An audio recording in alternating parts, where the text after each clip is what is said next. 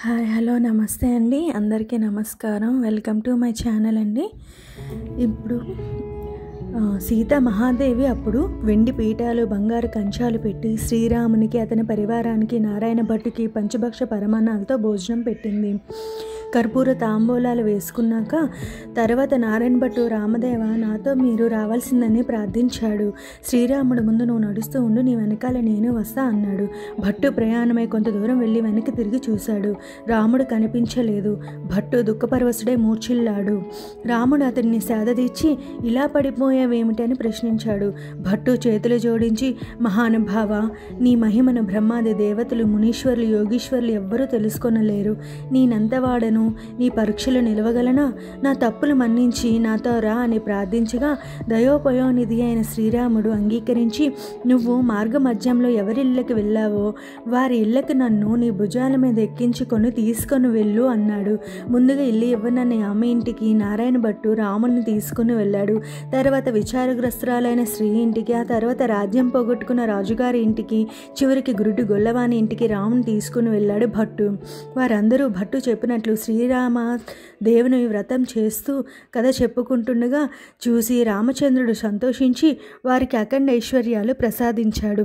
ఆ పైన నారాయణ భట్టు శ్రీరాముని తన చెల్లెలి ఇంటికి తీసుకుని వెళ్ళగా వారు శ్రీరామదేవుని వ్రత కథా శ్రవణంతో నిత్యం ఆనందిస్తూ సకల సంపదలతో తులతూగుతుండడం చూసి శ్రీరాముడితో పాటు భట్టు కూడా ఆనందించాడు. నారాయణి తన ఇంటికి వచ్చిన శ్రీరామునికి అన్నగారికి సకల మర్యాదలు చేసి, భట్టు అమ్మ, నేను శ్రీరామదేవిని మన ఇంటికి తీసుకొని వస్తున్నాను, నాతో పాటు నీవు బావగారు కూడా రండి అని పిలుచుకుని వెళ్ళాడు. వారు తమ గ్రామం సరిహద్దుల్లో వచ్చేసరికి గ్రామస్తులు చూసి నాగంభట్టుతో మీ అబ్బాయి, కూతురు, అల్లుడు ఇంకెవరెవరో వస్తున్నారని చెప్పారు. నాగంభట్టు దంపతులు చాలా సంతోషంతో ఎదురు వచ్చి కౌగిలించుకోబోయారు. నారాయణ భట్టు వారిని వారించి, తల్లిదండ్రులారా, నేను శ్రీరామదేవుని తీసుకుని వస్తున్నాను. మీరు ఇంటికి వెళ్ళి శుభ్రం చేసి నల్లగాలికి తెల్లగా ముగ్గులు పెట్టి పచ్చిగా గడపలకు పసుపు రాసి మామిడాకులు తోరణాలు కట్టి పూజకు నైవేద్యానికి అన్నీ సిద్ధం చేశాక మాకు కబురు చేయండి, నేను శ్రీరామదేవుని మన ఇంటికి తీసుకుని వస్తున్నానని చెప్పాడు. నాగంభట్టు సరే అని వెళ్ళి అన్ని ఏర్పాట్లు చేసి నారాయణ భట్టుకు రమ్మని పిలిచాడు. నారాయణ భట్టు ఆనందంగా శ్రీరామదేవుని తన భుజస్కంధాల మీద పెట్టుకుని గ్రామంలో 4 వీధుల్లోనూ ఊరేగించి తమ ఇంటికి తీసుకొని వచ్చి శ్రీరాముని దేవదేవ, మీరు మా ఇంటిలో కుడిపాదం పెట్టి ప్రవేశించాలని కోరాడు. శ్రీరామదేవుడు అలాగే ఇంట్లో కుడిపాదం పెట్టేసరికి ఆ ఇల్లు ఇంద్రభవనంగా మారిపోయింది.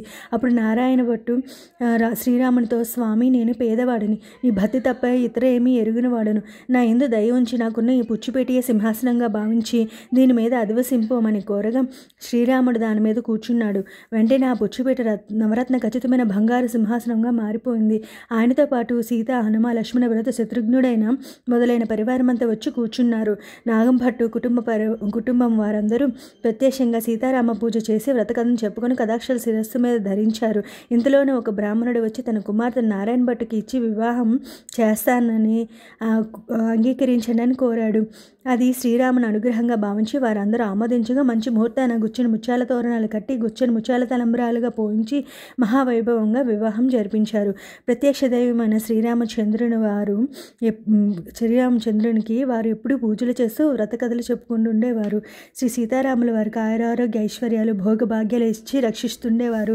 ఈ వ్రతం ప్రపంచమంతా చేశారు. చేసిన వారందరూ శ్రీరాముని దయ వల్ల అష్టైశ్వర్యాలు పొంది సుఖంగా జీవించారు.